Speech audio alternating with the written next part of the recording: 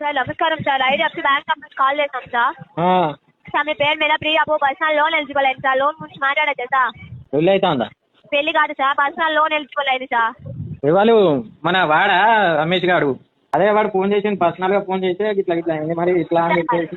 Sir పెళ్లి కాదు sir, IDFC bank తరపు నుంచి మేము కాల్ చేస్తున్నాం. మీకు పర్సనల్ లోన్ ఎలిజిబుల్ అయింది. ఐలమ్మ బ్యాంకు పోయింది సార్. ఐలమ్మ బ్యాంకుకి పోలేదు సార్, ఐడిఎఫ్సి బ్యాంక్ తరపు నుంచి కాల్ చేస్తాం సార్.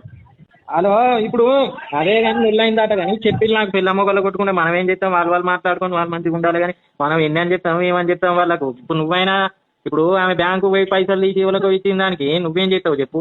సార్ వాళ్ళు ఎవరో బ్యాంక్కి పోలేదు సార్, మేము బ్యాంక్ నుంచి కాల్ చేస్తున్నాం. మీకు ఎలిజిబుల్ అయింది పర్సనల్ లోన్. ఇక వాళ్ళు లేచిపోతే లేచిపోని కానీ.